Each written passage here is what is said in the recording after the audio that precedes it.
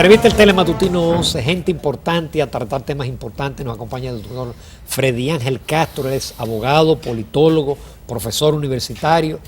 Con él tenemos muchos temas, doctor. Bienvenido al programa. Bienvenido, gracias por la invitación. Gracias, doctor. Gracias, mucho gusto. Doctor, ya usted nos escuchó. Tenemos muchos temas que tratar con usted, pero obviamente el tema de este caso de Odebrecht, que yo he escuchado a muchos abogados hablar de que ha sido irregular el manejo del expediente. Hoy hay muchas expectativas con el tema de qué decisión va a tomar el juez Ortega Polanco como abogado y después como politólogo. ¿Cómo usted nos analiza este caso de Odebrecht? Bueno, evidentemente, le decía fuera de cámara que he reflexionado mucho en relación a este tema.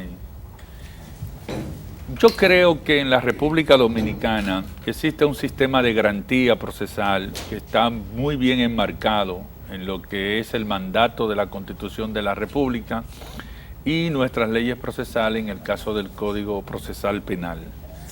Yo entiendo que de manera correcta este proceso se ha estado llevando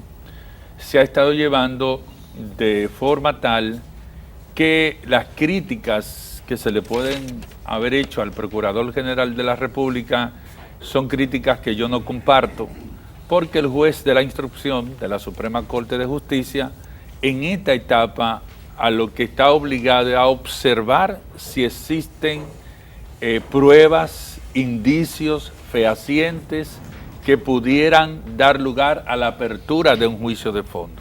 Doctor, párelo ahí. Y digo que lo pare ahí porque han habido muchas críticas y muchas presiones. Y usted es considerado una persona imparcial, lo más que se puede, como un politólogo y profesional. Es decir, el procurador, es decir, el Ministerio Público ha actuado de manera correcta, según su opinión. Para mí el procurador ha actuado de manera correcta. Primero, está instruyendo un caso complejo. No se trata de la acusación a una o dos personas, es un caso complejo donde se necesitan identificar las fuentes, las leyes violadas, pero además también donde se necesita verificar la veracidad de la información que llegó desde Brasil a través del principio de la cooperación internacional. En consecuencia, el Procurador General de la República se tomó el tiempo adecuado porque otra forma de boicotear o de hacer fracasar el proceso es haber instruido un expediente rápido, deficiente, melaganario y darle pie a los abogados especialistas en materia penal para que destrocen el expediente en materia de la medida de coerción. En consecuencia, lo que sí yo disiento del procurador fue en su declaración aquella a la que hacía referencia de que ya el expediente están todos los que están y son todos los que son. Yo pienso que ahí hubo un error del procurador porque lo que estamos viendo es que si ellos están demandando un juicio complejo, es entonces porque todos los medios de pruebas que son necesarios no están a la mano de la Procuraduría y se necesita aperturar nuevos procesos de investigación, nuevas fuentes, sobre todo con aquel conjunto de normativa que tienen que ver, por ejemplo, con el lavado de dinero, que es un dinero que puede filtrarse, entrar al sistema nacional, salir a través de las compañías o de las agencias offshore y terminar perdiéndose el rastro. También la necesidad de verificar el régimen y el conjunto de acusaciones que se le está haciendo a los imputados. Aquí hay otro elemento importante. Cuando nosotros vemos estos problemas, tenemos también que ver muchas vertientes del derecho penal que tienen que ver con el populismo penal o con la presión social que generan estos tipos de casos. Primero, muchas veces hay una tendencia a decidir, debatir y sancionar en los medios de comunicación a los imputados. Esa es una tendencia que se está presentando en este momento, o sencillamente retorcer la veracidad de la información para lograr resultados que se esperan y que se articulan desde los medios. En el caso de la República Dominicana, entonces, uno de los principales problemas que estamos enfrentados en este caso es la presión colectiva, es decir, este es un caso que ha llegado hasta este nivel fruto de la presión social y la presión colectiva. Entonces, el juez Ortega, que es un juez preparado, un juez ducho, he tenido el honor de tratarlo, debe tener todos los medios de pruebas a su alcance, escuchar todos los medios de defensa posibles en el marco de un sistema garantista como el de nosotros, y que su declaración de medida de coerción o no de los imputados esté apegada al derecho, no al populismo penal o no a la presión colectiva, porque al final se le hace daño al propio sistema Doctor, de justicia. ¿y ellos se tratarían como un paquete o podría haber variantes? Ellos tienen que desglosarlo, ellos no pueden ser un paquete, ellos tienen diferentes tipificaciones.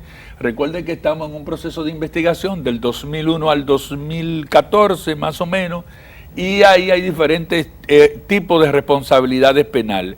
Inclusive las responsabilidades penales, si usted se da cuenta, se transfieren del Poder Ejecutivo al Poder Legislativo. O sea, la actuación que se le imputa a los legisladores no es la misma que se le puede imputar, por ejemplo, a otro encartado, en el caso, por ejemplo, de gente que estuvo en el ámbito de las cámaras y contra esos mismos proyectos votaron en contra en la Cámara. Entonces ahí hay una responsabilidad que tú tienes que verificar, si hay una responsabilidad salvada, que no es lo mismo como aparece en la declaración, por ejemplo, de Temístocles Montá o de otros funcionarios que dicen que de alguna manera aprobar proyectos tuvo que ver con el retorcimiento de la voluntad que genera el soborno en las cámaras. Entonces hay que separar los expedientes y cada uno hay que imputarle el tipo de responsabilidad penal que tiene en relación al caso que se observa. Ok, doctor, entonces, como politólogo, usted hablaba de la presión social y de que en parte hemos llegado a donde hemos llegado, y esto apenas comienza, es por la presión social. Entonces, de aquí en adelante, ¿qué es lo que se impone? Que sea el derecho puro y que ya entonces la presión social no haga nada, ¿o cómo va a ser la cosa? No, es que en este problema hay dos enfoques. Hemos aperturado con el enfoque jurídico, las debidas garantías procesales, el derecho a la defensa, todas las garantías, eso está excelentemente bien, ahí no hay problema, en eso estamos todos de acuerdo. Se han puesto de acuerdo opositores y gobernantes. Ahora, desde el punto de vista político, es otra cosa.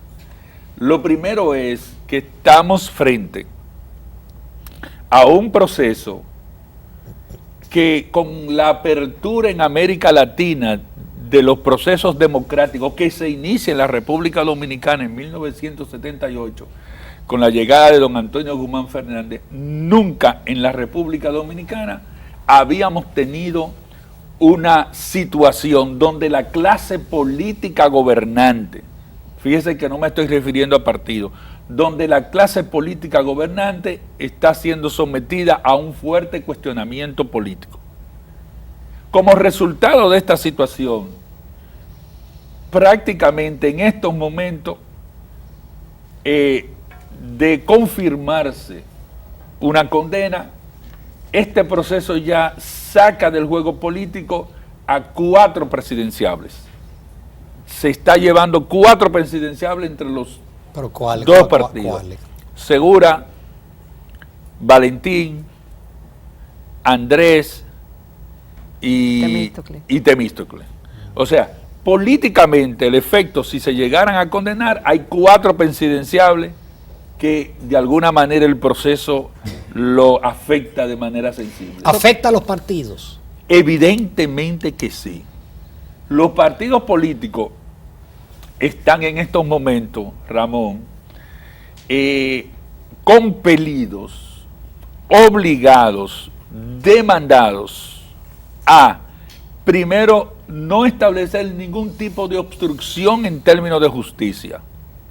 Segundo, a permitir que la justicia dominicana haga su función.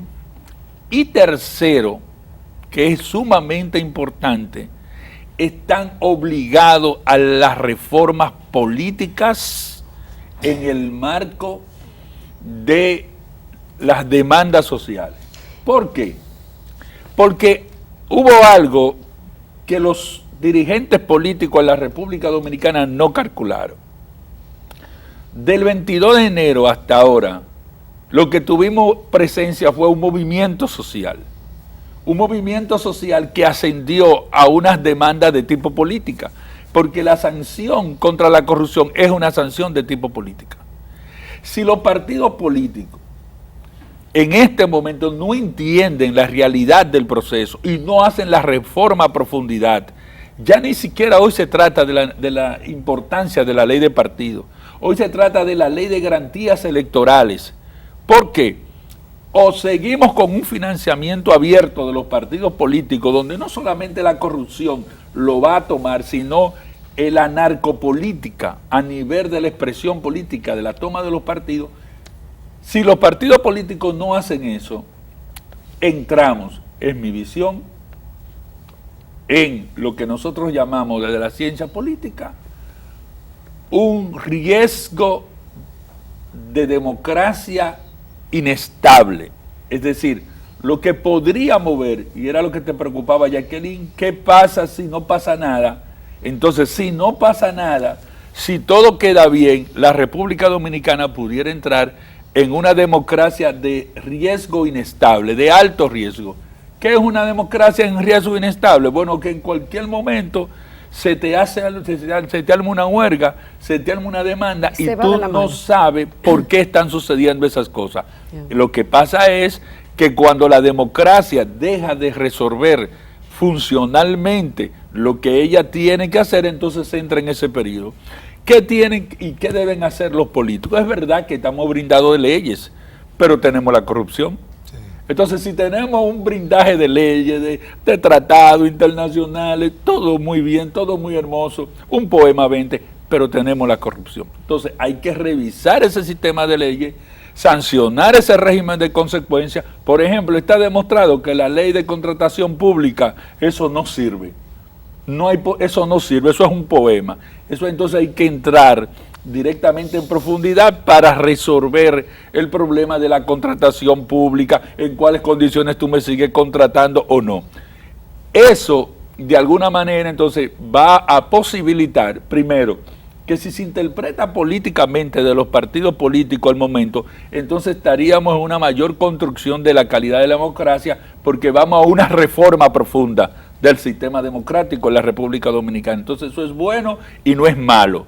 No es malo porque si tomamos la declaración de Temístocles Montá, que yo la considero una declaración valiente. Sí. O sea, Temístocles Montá dijo, sí, yo recibí financiamiento para la campaña. Él dijo lo que todos los partidos hacen, lo que todos los partidos reciben, pero no se atreven a decirlo.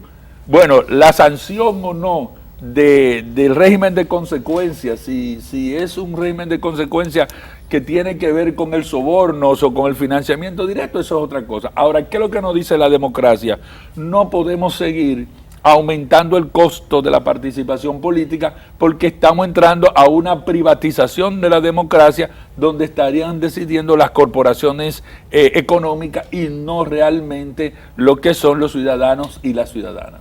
Con su permiso, doctor Freddy Ángel Castro, brillante su exposición, al 100% con ella. Vamos a comerciales, volvemos con la segunda parte de esta entrevista.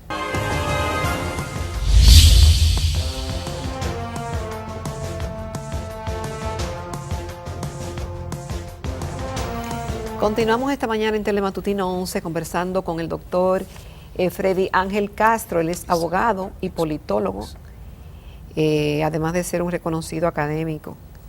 Doctor, el manejo político que se le pudiera estar dando a este caso. Hay mucha gente que tiene mucha suspicacia al respecto en razón de que hay partidos que están sobre representados. ¿Cuál es el caso del PRM, que tiene 4 o 5 imputados? Y el argumento para decir esto es que ellos aprobaron muy poco de los 17 proyectos de Odebrecht. Entonces, los otros que estuvieron en las negociaciones no están ni siquiera mencionados, por lo menos en el expediente. Y como que hay una parte porque se está hablando desde Brasil, se dijo del 2001 al 2014. Entonces, si el Ministerio Público entiende que no fue hasta el 2014, entonces deberá haber algo frente a lo que se ha dicho en Brasil y en Estados Unidos. Bueno, yo tuve la oportunidad de conversar con el asistente general del fiscal general de Brasil, Carlos Bruno da Silva, en ocasión de que vino a la universidad invitado por nosotros a una conferencia, y precisamente a partir de hoy los estados, bajo el principio de la cooperación internacional, estarían sirviendo todos los medios de prueba. Más no es como se piensa o se cree en la República Dominicana de que esas informaciones van a salir abiertamente al público.